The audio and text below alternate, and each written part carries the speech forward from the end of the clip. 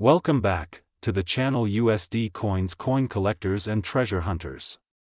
If you've ever thought about tossing your spare change into a coin jar without a second thought, then this video is one you absolutely can't afford to miss. Today, we're diving deep into the fascinating world of coin errors, rare mint marks, and the kind of numismatic secrets that could turn what looks like a regular quarter into a jaw-dropping multi-million-dollar find. You heard that right. A 1974 Liberty quarter dollar from the United States, with a face value of just 25 cents, has stunned collectors and experts alike with a valuation of over $2.2 million. The big question is, how is that possible? What makes a simple quarter from the 1970s skyrocket in worth by almost 9 million%? Stick around, because we're peeling back the layers of history, craftsmanship, error, and mystery that surround this fascinating piece of American currency. So, let's start with the basics. The 1974 Liberty Quarter, more formally known as the 1974 Washington Quarter, was part of the standard circulation struck by the United States Mint. Designed by John Flanagan, the Washington Quarter has been a staple in American pockets since 1932, originally commemorating the 200th birthday of the first President of the United States, George Washington. The obverse features Washington's profile, facing left, with the word Liberty inscribed above his head, and the national motto, In God We Trust, on the left. Below his neck is the date, in this case, 1974. The reverse side traditionally shows an eagle with outstretched wings perched on a bundle of arrows, symbolizing strength and preparedness for war, with two olive branches underneath, denoting peace. The words, United States of America, arc across the top, with De Pluribus Unum, tucked just above the eagle's head and quarter dollar rounding out the bottom. In 1974, quarters were composed of a clad sandwich of copper and nickel, with a copper core and nickel outer layers. That's pretty standard, so what could possibly make this coin worth over $2 million? This is where things start to get intriguing. The astronomical value of certain 1974 quarters doesn't come from gold, silver, or any exotic metal. It stems from errors, minting mistakes that occurred during the coin's production process. While errors typically render items defective or undesirable, in the coin collecting world, they can lead to some of the most sought-after and valuable treasures. So, what kind of errors are we talking about? One of the most compelling types of errors that can affect a coin's value is a mint mark error. In 1974, quarters were produced at three different mints, Philadelphia, Denver, and San Francisco. Philadelphia minted coins traditionally lacked a mint mark, Denver quarters bore a D, and San Francisco coins had an S. But due to human error, technological limitations of the era, and occasional tampering, it's possible for a coin to have a misplaced mint mark, a double stamp, or in some incredibly rare cases, a completely missing mint mark when one should be present. Now, you might be wondering, how does a misplaced or missing mint mark make a coin worth millions? It all comes down to rarity and the intrigue of imperfection.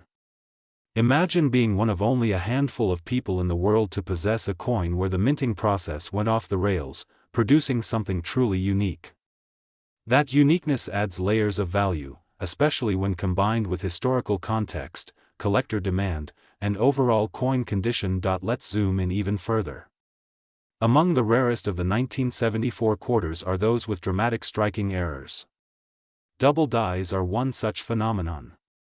A double die occurs when the coin die, the metal stamp that presses the design into the coin, imprints the design twice in slightly different positions. This causes a ghost-like doubling of letters, numbers, or parts of the image, most commonly on the date, the word Liberty, or In God We Trust. On a 1974 quarter, any visible doubling in these areas makes it an immediate contender for a high valuation, but that's not the only kind of striking error to look out for. Off-center strikes are another highly prized mistake. When a coin blank, or planchet, is not properly centered in the press during striking, part of the design is missing, and the coin might appear as if it's sliding off its proper alignment. The more dramatic the off-center strike, and the more of the original design that's still visible, the more valuable the coin can be. Combine that with a rare mint mark anomaly, and you're talking serious money. Die cracks and cuds are other features that can turn a routine quarter into a rare collectible. A die crack occurs when the die begins to wear or split, creating a raised line or vein-like feature on the surface of the coin. A cud is when a piece of the die breaks off, leaving a blob of metal on the coin during the striking process. Both errors result from wear and tear at the mint, but since they are not part of the official design, they make each affected coin uniquely flawed, exactly what collectors go wild for. And then, there are planchet errors. In a nutshell, planchets are the blank metal discs that are stamped to become coins. Sometimes, a planchet might be of the wrong material. In very rare cases, 1974 quarters have been found struck on foreign planchets or on leftover planchets from other denominations or years. A quarter struck on a nickel planchet or even a silver planchet not intended for that year would instantly become a standout specimen. And remember, 1974 was just a year before the U.S. Mint experimented with different coinage metals leading up to the bicentennial quarters of 1976. That transitional phase increases the chance of errors slipping through the cracks. What about proofs? Proof coins are specially made for collectors using a unique minting process that involves striking the coin multiple times with specially polished dies. They often have a mirror-like finish and crisper details.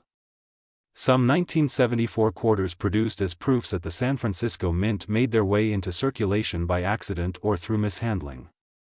A 1974 S-proof quarter with an error or with a high-grade condition that accidentally ended up in circulation would be extraordinarily rare, increasing its desirability exponentially. Now, what really catapults the value of one specific 1974 Liberty quarter dollar to over $2.2 million is a convergence of multiple rare features: an extreme double die obverse, a missing or mislocated mint mark, an off-metal planchet, and its immaculate condition, possibly even untouched in circulation. When all these factors align, what you have is a one-of-a-kind piece, a perfect storm of collectible features that make it the crown jewel of any numismatic collection. Coin grading plays a crucial role in assessing value. The condition of a coin is rated on a 70-point scale, with MS 70, mint state 70, being perfect, with no post-production flaws visible under magnification. A 1974 quarter with these rare errors, graded at MS 68 or higher, becomes exponentially more valuable. Add in provenance, a documented history of ownership and appraisal, and the price only climbs. But here's the kicker: many people might have these valuable error coins sitting in old coin jars, dresser drawers, or inherited boxes from grandparents. The U.S. Mint produced millions of quarters in 1974, and while the vast majority are standard issue and worth only face value, those few anomalies slipped into circulation. People may have unknowingly passed these coins along in pocket change, vending machines, or at toll booths. And because errors weren't as widely publicized back then, many weren't noticed until decades later. It's stories like these that keep the world of coin collecting alive and buzzing with excitement. Every now and then, a seemingly ordinary coin gets discovered that challenges the limits of value and rarity. This is why numismatists, hobbyists, and even casual collectors pore over coins with magnifying glasses, researching minting processes and production figures to uncover hidden gems. The $2.2 million 1974 Liberty quarter isn't just valuable because of its age or even its errors alone, it's valuable because of the combination of errors, its impeccable state of preservation, and its extreme rarity. It's the coin version of a lottery ticket, except this lottery isn't about chance. It's about paying attention, knowing what to look for, and understanding how value is derived in the numismatic world. And let's not forget the historical backdrop. 1974 was a tumultuous year in American history. It was the year President Richard Nixon resigned over the Watergate scandal. The economy was suffering from inflation and energy crises. The country was on edge, changing rapidly. Coins from this period are miniature artifacts of a complex era. When you hold one in your hand, especially one with such rare errors, you're not just holding currency, you're holding a piece of American history. Today's video is going to take you deep into the mysterious and valuable world of one specific coin that's turning heads across the collecting community. It's a coin that might seem ordinary at first glance, but has managed to shock collectors and investors alike by commanding a jaw-dropping price tag of up to $2 million. Yes, you heard that right, a simple 1977 Liberty quarter dollar from the United States, a coin with a face value of just 25 cents, has reached a staggering estimated value of $2 million due to rare mint errors, unusual features, and a cocktail of historical and physical quirks that make it one of the most fascinating pieces in the coin world today. So grab your magnifying glasses and get comfortable, because we're about to dive into a story that's equal parts mystery, history, and sheer numismatic luck. The story of the 1977 quarter is not just about a coin. It's about how mistakes, anomalies, and the ever-watchful eyes of collectors can turn a seemingly everyday item into an invaluable treasure. If you've ever wondered how a simple pocket change item could be worth a small fortune, then you're going to love exploring the case of the 1977 Liberty quarter. Let's begin by understanding what the 1977 quarter actually is. Like all standard quarters minted in the United States, the 1977 Liberty quarter features the familiar profile of George Washington on the obverse, or the front of the coin. This design had been in use since 1932 and was created by sculptor John Flanagan. It's a familiar image to all Americans: Washington facing left, the word "Liberty" inscribed above his head, the motto, "In God We Trust," to his left, and the year of minting, in this case, 1977, inscribed below. On the reverse side of the coin is the iconic image of a heraldic eagle with outstretched wings, perched on a bundle of arrows, with olive branches below. This design, too, has been seen on countless quarters throughout the mid-20th century. On the surface, there's nothing particularly out of the ordinary here. Over 400 million quarters were minted in 1977, so what could possibly make one of them so incredibly valuable? The answer lies in errors. Minting errors, to be specific. You see, every year, the U.S. Mint produces billions of coins. And with that level of volume, mistakes, though rare, are bound to happen. Most of these errors are caught and corrected before coins go into circulation, but occasionally, some manage to slip through the cracks. These are known as mint errors, and in the world of coin collecting, mint errors are like gold dust, particularly when they're unique or extremely rare. In the case of the 1977 Liberty quarter, several kinds of errors have been identified over the years, but one particular quarter has risen to fame because of a perfect storm of mistakes and anomalies that have, in combination, made it one of the most coveted coins in modern numismatics. So what are these errors, and how could they possibly contribute to such a tremendous leap in value? Let's break it down. First, let's consider the possibility of a missing mint mark. Mint marks are small letters on coins that indicate which U.S. mint facility produced the coin. For quarters, these are typically found to the right of Washington's ponytail, near the bottom right edge of the obverse.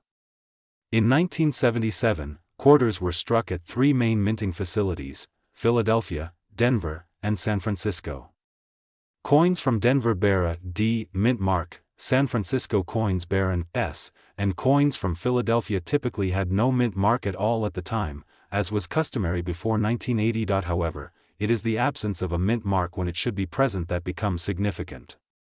Some 1977 quarters, particularly proof coins that should have been struck at San Francisco and therefore marked with an S, have surfaced without the mint mark. If authenticated, a proof coin without the S could be an ultra-rare error, making it highly valuable. Such an error may have occurred due to a damaged or improperly prepared die used in striking the coin. Collectors prize these types of errors because they represent a deviation from the standard minting process, especially in proof coins, which are supposed to be carefully struck with polished dies. Another type of error involves double striking. A double strike happens when a coin is struck more than once by the minting press, and the coin shifts position between strikes. This can result in a coin with two overlapping images, a visual anomaly that's both rare and immediately noticeable. A double-struck 1977 quarter is highly collectible, particularly if the doubling is severe and clearly visible without magnification. These types of coins can command high prices at auction, especially if they're in good condition and the doubling is dramatic. Then there's the off-center strike. This occurs when a blank coin planchet isn't properly seated in the coining press, causing the design to be struck off-center. The value of such an error depends on how off-center the coin is. A minor misalignment might not be worth much, but a dramatic off-center strike, especially one where part of the coin's date and design are still visible, can be extremely valuable. Imagine a quarter with a visible 1977 date, a clear Washington profile, but the rest of the coin oddly blank or stretched. That's an off-center error, and if it's in excellent condition, it can be worth thousands. Yet another variety of error involves the coin being struck on the wrong planchet entirely. The U.S. Mint strikes coins in multiple denominations, each with its own size and metal composition. Occasionally, a coin intended to be a quarter gets struck on a planchet meant for a dime, nickel, or even a foreign coin. In these cases, the coin will be noticeably smaller or thinner than a regular quarter, and the details of the design may appear compressed or oddly proportioned. These wrong planchet errors are quite rare and usually happen during transition years when new coin types are being introduced or when mint machinery is being adjusted. A 1977 quarter struck on a dime planchet, for example, would weigh significantly less than the standard 5.67 grams and would have unusual edge reading.